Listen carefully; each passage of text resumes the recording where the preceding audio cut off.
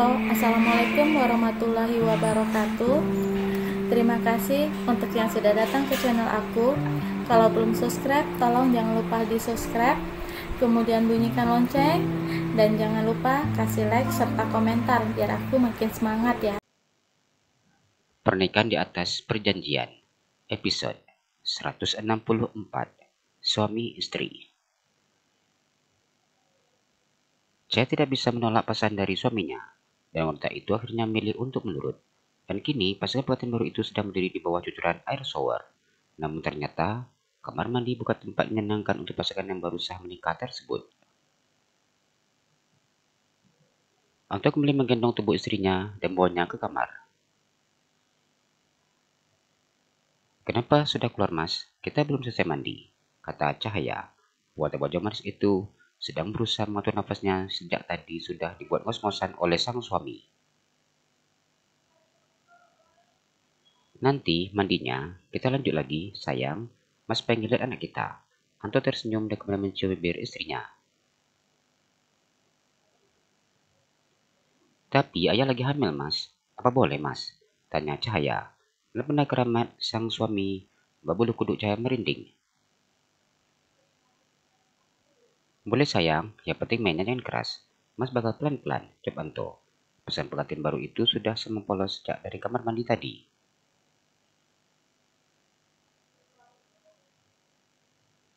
Saya tidak menyangka bahwa suaminya seagresif ini.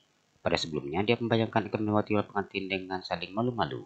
Tapi ternyata suami tidak mengenal malu. Anto sudah tidak melakukan pemanasan, dan dia menganggap pemanasan di kamar mandi sudah cukup. Terbukti, tubuh saya sudah dipenuhi hasil karirnya warna merah, tanpa minta persetujuan atau menunaikan tugas sebagai seorang suami. "Apa masih sakit?" Anto bertanya karena tadi istrinya sempat menjerit dan mengatakan sakit. Saya menganggukkan kepalanya.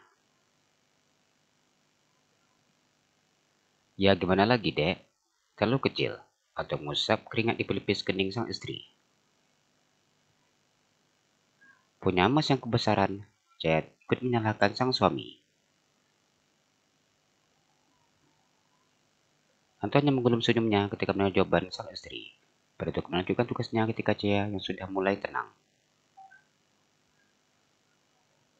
Anto berbalik tubuhnya ke samping dan kemudian mencium perut Cahaya berulang kali. "Nggak sakit kan perutnya tadi?" tanyanya setelah menyelesaikan tugas pertamanya sebagai suami. Cahaya menggelengkan kepalanya. "Bentar lagi kita mandi ya, istirahat dulu.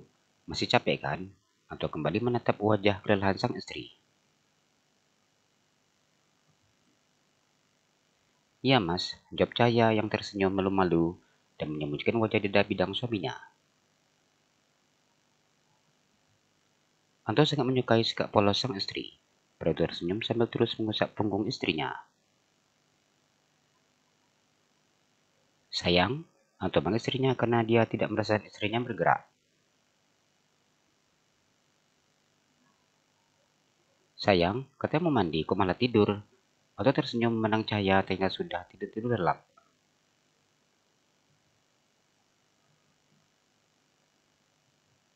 Hari-hari begitu cepat berlalu, namun tidak untuk Rafasa. Karena sampai detik ini pria itu masih belum bisa mengunjungi calon bayi yang ada di perut istrinya. "Bagaimana kondisi kandungan istri?"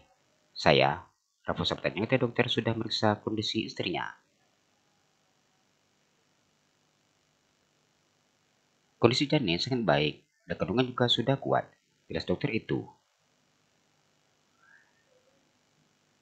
"Kalau begitu, saya sudah boleh kunjungi anak saya kan dok?" Rafasa bertanya dengan semangat.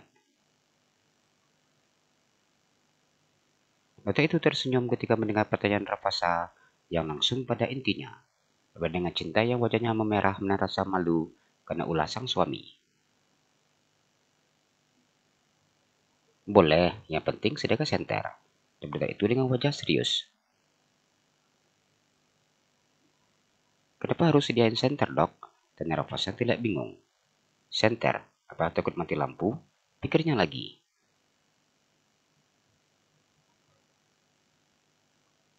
Cinta tidak paham obrolan kedua pria itu milik untuk diam dan mendengarkannya.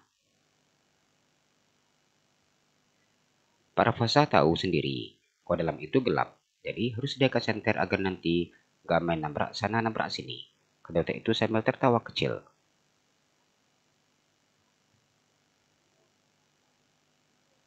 Raffasa memahami arah pembicaraan tersebut ikut tertawa.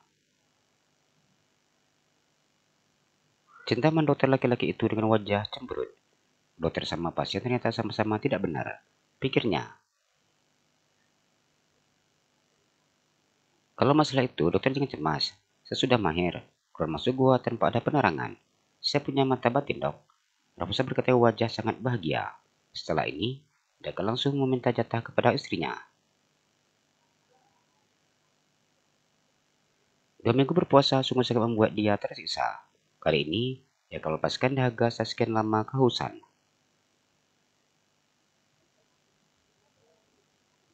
Wah, saya percaya sama kemampuan Pak Raffasa. Tapi ingat ya Pak, jangan kuat-kuat mainnya. Harus pelan-pelan agar si bayi tidak pusing ketika diguncang gempa berskala 6,2 skala Richter. Siap dok. Raffasa kemudian beranjak dari duduknya. Kan permisi dulu, katanya terpak terburu-buru.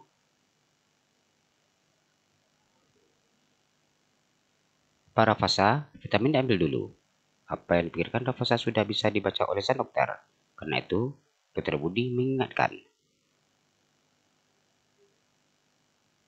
Aman dok, nanti asisten saya yang akan mengambilnya dan bayar uang tagihan. Raffasa kemudian pergi dari ruangan dokter sambil memegang tangan istrinya.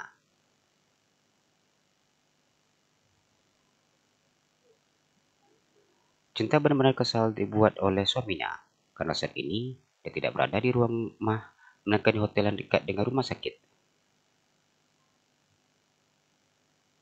Akhirnya dek, kamu bisa buka puasa juga. Sudah gak sabar pengen lihat anak kita. Raffasa langsung meluk istrinya dan mencium bibirnya.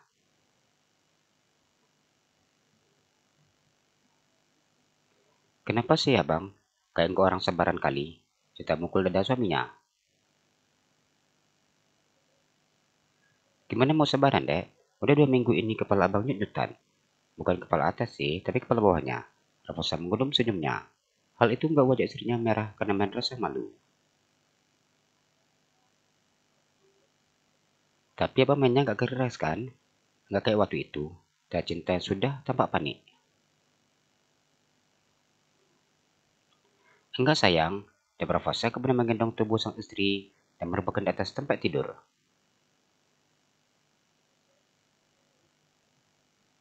Selama 2 minggu ini dia hanya bisa melihat dan meraba tanpa bisa mengapa-ngapain.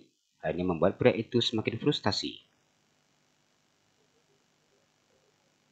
Membagi kejayaan sang istri yang sengaja melepaskan pakaian dengan alasan panas dan gerah. Cinta mulai menikmati sentuhan yang diberikan oleh suaminya. Pastinya, berbeda dengan pertama kali dia rasakan. Sentuhan kali ini terasa begitu sangat lembut dan juga penuh dengan rasa cinta. Cinta tidak menolak sama sekali ketika Raffasa melakukan apapun yang dia inginkan. Wanita itu sudah seperti boneka yang menerima semua perlakuan suaminya. Tanpa sadarinya suara halus keluar dari bibir kecilnya. Dan dia membuat Raffasa semakin bersemangat. Setelah memberikan pemanasan sekitar 30 menit, Raffasa mulai melakukan kunjungan pertama untuk anaknya. Wajah pria itu begitu sangat bahagia setelah menyelesaikan tugasnya. Dan dia pun berbaring di samping tubuh istrinya tercinta dengan belum basahi kening serta tubuhnya. Terima kasih ya sayang, kata Raffasa sambil mencium pipi, bibir, hidung, serta kening istrinya. Cinta menganggukkan kepalanya dengan nafas yang masih terdengar ngos-ngosan. Sayang, malam ini kita nginap di sini aja ya. Raffasa menggulung senyumnya. Satu kali apa tidak akan membuat pria itu merasa puas.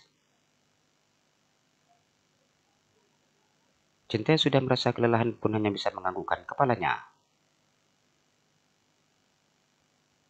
Bang, Cinta ngantuk. Ya tidur ya. Nanti jangan lupa pesankan bakso beranak 1, stik daging 1. Oh ya, Cinta lupa. Jus sirsa. Iya sayang, jawab Fasa yang tersenyum. Pria itu pun mengetik pesan dikirimkannya ke nomor ponsel Anto. Setelah itu, dia meluk istrinya sambil terus menatap wajah cantik sang istri. Jalan-jalan ke Pekanbaru, jangan lupa beli sepatu. Kalau kamu suka channel aku, please subscribe aku. Terima kasih.